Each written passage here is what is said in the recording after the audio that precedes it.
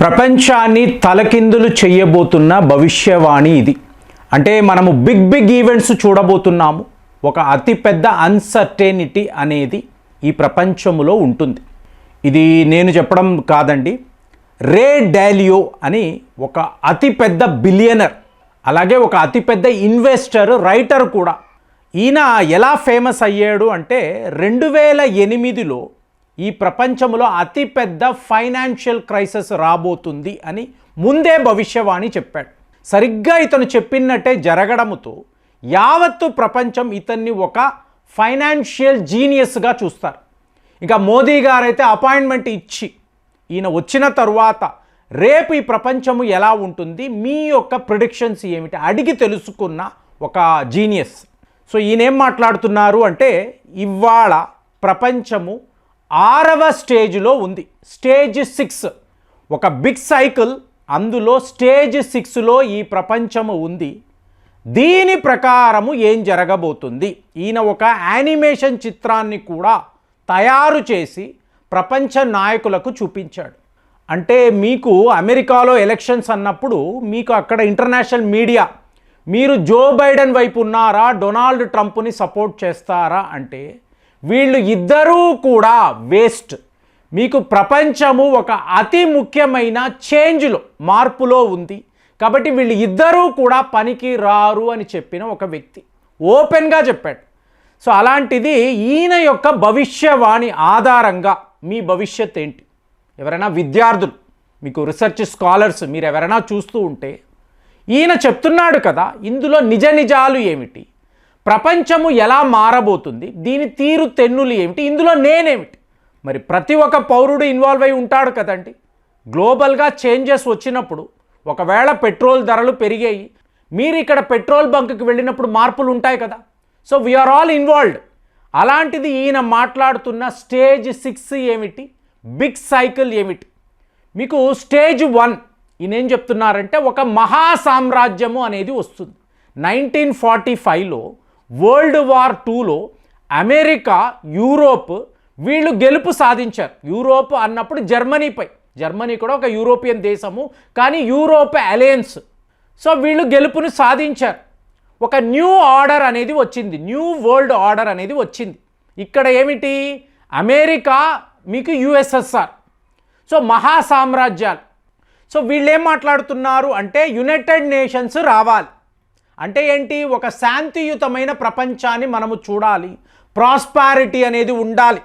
ఈ యుద్ధం అయిన తరువాత ఈ పేదరికము, కష్టాలు, కన్నీళ్ళు, ఏడుపులు నథింగ్, మనము హ్యాపీగా ఉండాలి అని ఈ మహా సామ్రాజ్యాలు యుఎస్ఎస్ఆర్, యుఎస్ఏ వీళ్ళు భావించారు. ఇది స్టేజ్ 1. సో యుద్ధం అయిపోయిన తర్వాత ఒక రకమైన ప్రశాంతత, ఇది స్టేజ్ 1 అని చెప్పాడు ఈయన. స్టేజ్ 2 వచ్చేటప్పటికి ఎదగాలి. ఇందులో పోటీ ఎవరికి, సోవియట్ యూనియన్కి, అమెరికాకు. ఇన్నోవేషన్ అన్నారు, మీకు ఇండస్ట్రీస్, ప్రొడక్షన్ విపరీతంగా వెల్త్ మీద వీళ్ళు దృష్టి పెట్టారు. పెద్ద పెద్ద ఇండస్ట్రీస్ ఎటు చూసినా కూడా మీకు ఈ స్పేస్ ఏజ్ అనేది ఇక్కడే మొదలైంది స్టేజ్ 2లో. సో ఇద్దరూ కూడా మీకు ఇందులో మెయిన్ అమెరికా, సో అమెరికాకు పోటీగా సోవియట్ యూనియన్. సో ఇలాగ స్టేజ్ 2 అనేది వెళుతూ ఉంది. మీకు విపరీతంగా మీకు వీళ్ళు వ్యాపారాలు చేశారు. సో మేమే ధనికులము, వీఆర్ ద అడ్వాన్స్డ్ కంట్రీస్, ఇది చెప్పుకునే ప్రయత్నాలు చేశారు. ఇక స్టేజ్ 3 వచ్చేటప్పటికి ద పీక్లోకి వెళ్ళిపోయారు. అంటే ఒక పెద్ద బబుల్ అనేది క్రియేట్ అయ్యింది. సో ఈ పీక్లో ఉన్నప్పుడు వీళ్లకు ఒక అంతు అదుపు లేదండి. అంటే విపరీతమైన అరగెన్స్ అనొచ్చు, లేదా డామినేషన్ అనొచ్చు, లేదా power politics. We are the superior race. So మా దేశం, దీన్నే మనం డాలర్ డ్రీమ్ అని కూడా అంటాం. 1990స్లో ప్రతి వాళ్ళు కూడా అమెరికా వెళ్ళాలి, అక్కడ బాగా ప్రాస్పారిటీ, బాగా డబ్బు సంపాదించాలి, ఈ ఆలోచనలో ఉన్నారు. అమెరికా అంటేనే ఒక కలలా ఉండేది. సోవియట్ యూనియన్కి పరిస్థితి లేదు, ఎందుకు, కమ్యూనిస్ట్ దేశము, భాష కూడా వాళ్ళు రష్యనే.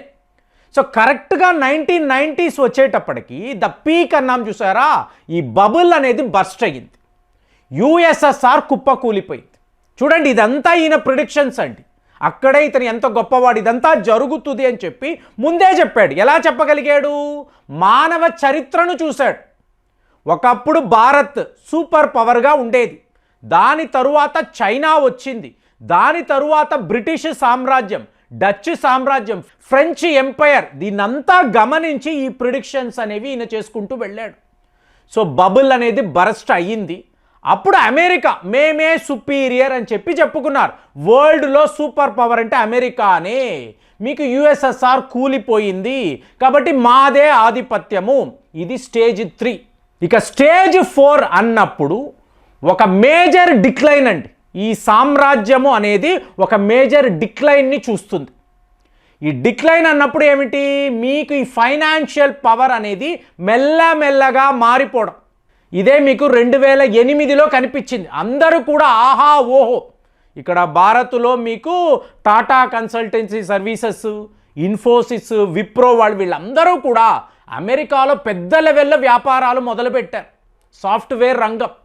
కానీ 2008లో వీళ్ళ షేర్ మార్కెట్ అంతా కూడా పతనమైపోవడం, ఒక మేజర్ క్రైసిస్ను ప్రపంచము చూసింది. ఇది వార్నింగ్. ఈ 2008 ప్రిడిక్షనే రేట్ వాల్యూ ఎగ్జాక్ట్లీ చేయగలిగారు, డిక్లైన్. ఇక 5th స్టేజ్ వచ్చేటప్పటికి ఎటు చూసినా కూడా కాన్ఫ్లిక్ట్. మీరు చరిత్రను చూశారనుకోండి, బ్రిటిష్ సామ్రాజ్యము కూలిపోతుంది అన్నప్పుడు వాళ్ళ పవర్ని కాపాడుకోవడానికి ఎన్నెన్ని యుద్ధాలు చేశారంటే అన్ని యుద్ధాలు చేశారు. ఇవాళ అమెరికాను చూడండి, స్టేజ్ 5. మీకు ప్రతి ఒక్క దేశము మీద మేము యుద్ధము చేస్తాము, చిన్నా చితకా దేశాలను తొక్కేస్తాము, ఇలాంటి యాటిట్యూడ్లో ఇవాళ మీరు అమెరికాను చూడవచ్చు. ఇదే స్టేజ్ 5 అని ఈయన చెప్తున్నారు.